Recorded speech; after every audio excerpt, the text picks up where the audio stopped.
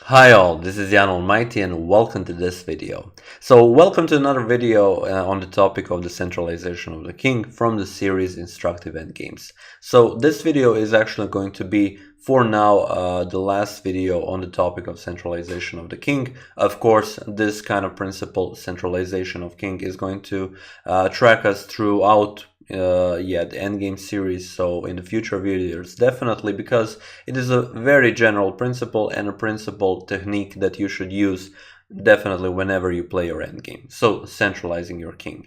But I'm just going to kind of stop using these types of positions where kind of using the centralization of the king precisely is going to help you to win the endgame. And I wanted to finish up with this nice little position played in a game between masters Roizman and Mikhalevsky in 1979 in Minsk, Belarus, and or at that time USSR, because it is a very nice position and it's kind of one of those positions that you could actually see playing all sorts of games. So this kind of a position could have arisen from a number of openings, and the roles might as well could have been reversed here. So white could have been the one with the isolated d pawn, while black is the one with the 2-pawn majority on the queen side. So first let's evaluate the position as always. So I didn't manage to find a game, that's the issue, and this is why we are starting off from this position. If somebody knows of a position, definitely send me a PGN so that I can copy paste it in the description of the video. But for now we are going to start off here, and here we have a situation where both of the sides have the equal material. As you can see, equal amount of pawns, equal amount of knights, and equal amount of kings. But there is one major difference in a position, and that is that the black is the side that has the isolated d pawn. You could say at this point, since it is an endgame and pass pawn, but since we have the queens on the board and also the knights on the board, it is very difficult to push this pawn to a promotion, also since the king is very close, so definitely in the square of the pawn.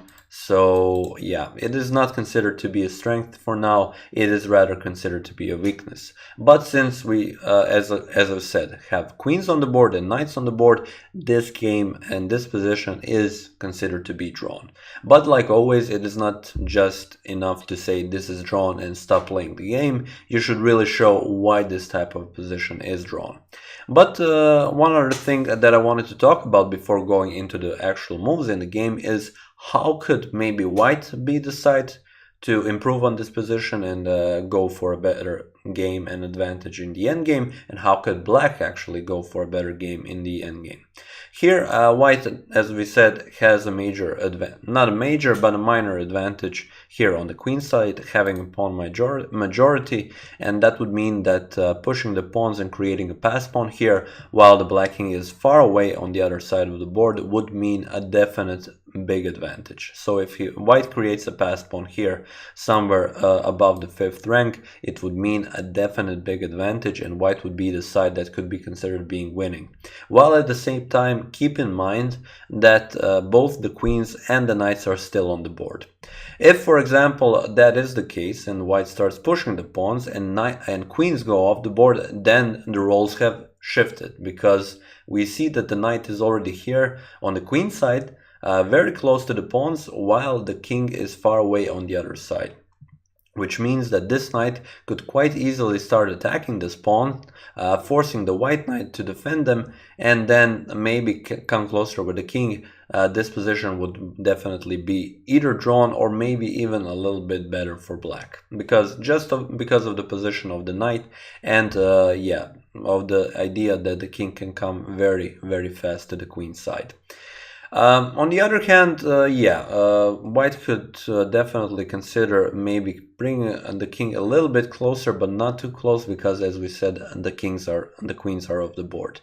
One other thing that I wanted to mention is that if knights come off the board, then it's a definite draw going for a queen endgame with an equal amount of pawns. Even if one side has one pawn more, it is a very, very difficult endgame that goes for a lot of moves, and it's very hard to win because there are a lot of checks involved, and you should be really, really precise.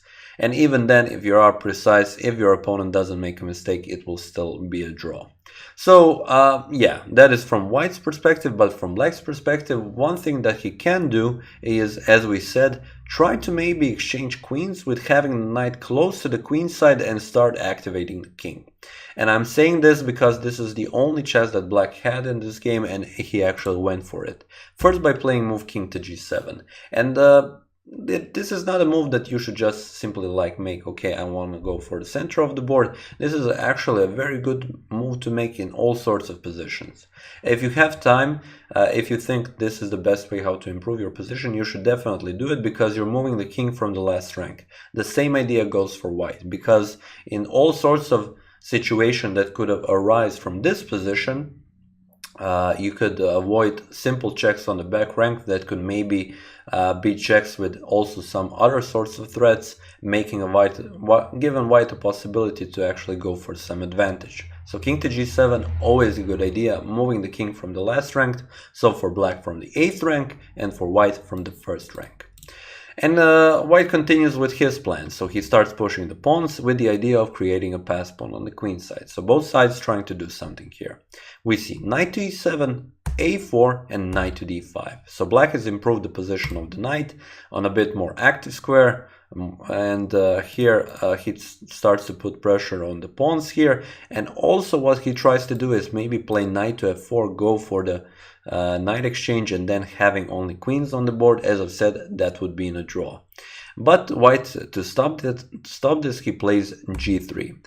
And g3 is kind of a questionable move. It is a move that you can make, definitely, but you are giving some weaknesses in your position. So not e4, but you're creating holes in your defense, so king can come on g2, but this kind of a structure is much weaker in this type of position than this kind of structure, because the queen can come very close to this side of the board, the knight is already here, and Black is the side that can start attacking. So giving up the defensive side for the king to not being able to push this knight to f4 and then go for exchange, that is a very hard decision to make for White. And Black could decide to take this opportunity to not then go to f4 but play knight to c3, so attack the queen. The queen has to go somewhere, and you also have to keep in mind that if the queen moves the defense of this pawn, that knight can maybe capture on a4.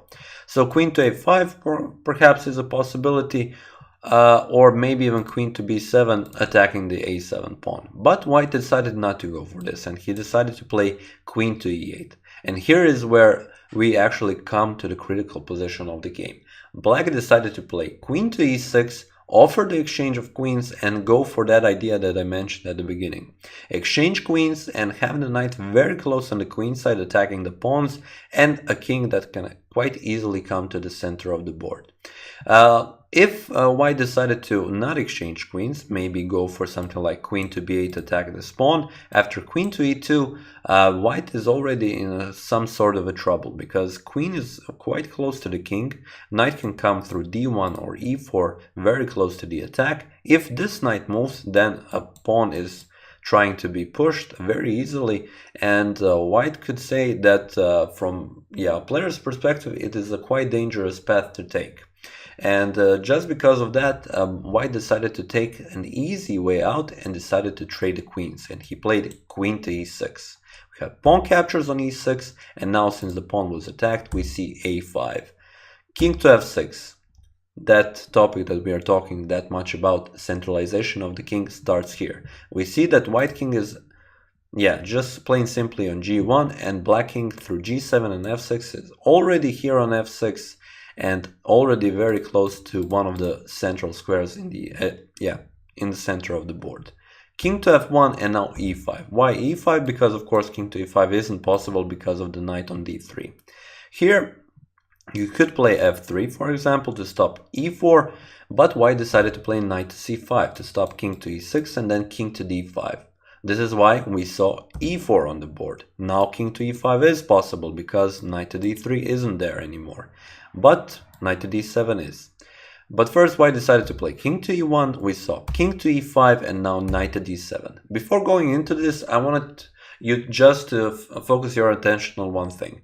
You can look at this knight to c3, who came on c3 by remaneuvering it from e7 to d5 to c3. Now this knight attacked the pawn on a5, forcing it to being pushed on a4, forcing it to being pushed to a5, and at the same time he immobilizes the pawns quite tremendously, stopping by attacking the b5 square, so that b5 isn't possible, and then after that b6, creating a pass pawn. So black doesn't want to move the knight, and at the same time he is getting a hold of this pawns and then trying to push even further down the board. That being said, white played knight to d7 in this position, and we saw king to d5. A critical moment in a game where black once again goes for the correct move, and he goes for the right idea. First, before playing king to d5, you have to take in account that there is a possibility for white to play knight to f6. And this comes with a check and also attacking the pawn on h7. After that, king to c4 needs to be played.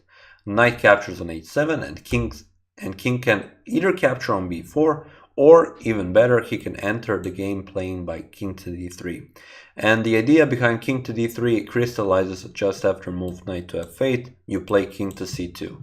You see that now, after d3, d2 and d1, there is no way that white can actually stop this pawn from being promoted. This knight already here, when the king was on c4, was very well attacking these two sides, and wasn't really allowing the king to come closer.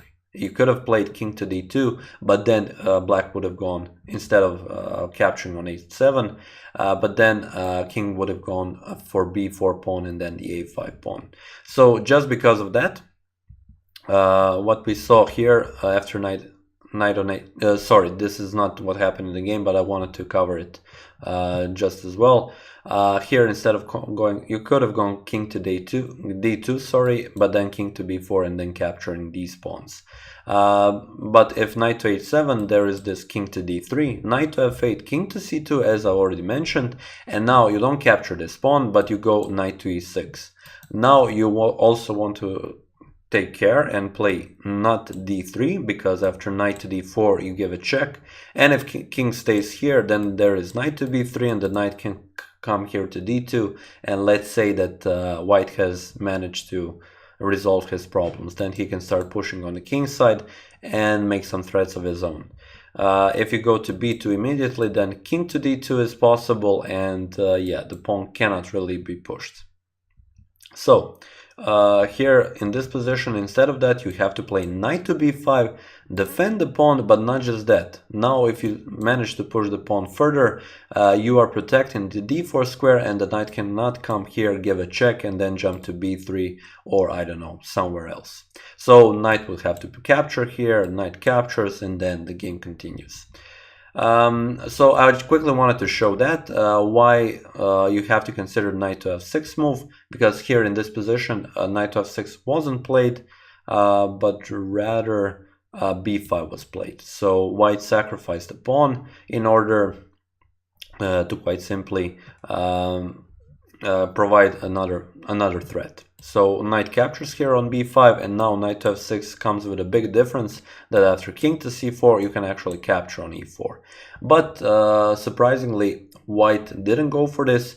I mean, knight to e4 is possible, but after king to d3, f3, and then once again king to c2, black is definitely winning, even in this situation, but you kind of could have prolonged the misery a little bit longer. Here, instead of capturing on e4, we saw king to d2. Now, knight to d6, defending the pawn, and not just that. The idea is that you can maybe play here d3, king to d4, and then knight to c4, a nice little jump, and then you can start pushing the pawn even further. But after knight to d6, we saw that white can play knight to h7, and after knight to h7, the game continued even quicker towards the end, because here black played e3, nice little tactic, giving a check, pawn captured on e3, after knight to e4, and king to d1 we saw d3 on the board, and it was in this position that white resigned the game. And why did he resign? Quite simply because just after king to c3 and knight to f2, sorry, threat d2, there will be a queen on the board. So let me quickly show you an example. So after knight to f8 we saw king to c3, knight g6, knight to f2. After king to e1 you don't even have to give up the knight immediately. You can capture here, king goes back, you give a check, king goes here, you go to g4. And now after king to d1 you can capture on e3. Now the knight isn't attacked, but after this you can capture the knight, queen gives a check, and then the knight gets picked up, and this game will definitely finish up very shortly. So what I wanted to cover last, here if for example knight didn't go to f6, if white decided to play something like g4 or h4, this idea of d3 and then quite simply king to d4 is valid. After that you can play knight to c4, give a check, and then simply continue. If for example after d3 we saw king to e3 on the board, and then king to c3 is possible. After knight to d5 you enter the king with the king even further down the board, and that's the idea, that you want to support your pawn and push him even further so that you can create a queen. So this is pretty much it for this video. Sorry for a little bit of a problem with talking and explaining some stuff. I'm doing this video rather late, so hopefully you won't it won't be too angry because of that. But I want to finish it up here. I hope you enjoyed this video. I hope you enjoyed this game. Hope you learned something from this kind of typical position. Let me just bring it to the start. We have pawn majority on the queen side.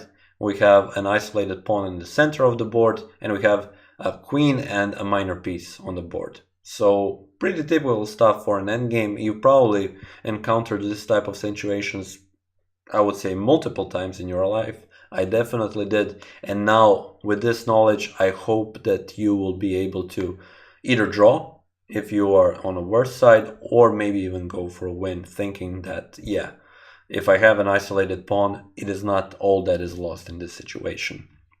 And as I've said, that is pretty much it. I hope you enjoyed this video, and in the next video we are going to continue with the next topic. If you're interested in that, if you're interested in endgames, definitely stay tuned on this channel. That being said, as I've said, hope you enjoyed this video, and I will see you in the next one. Enjoy!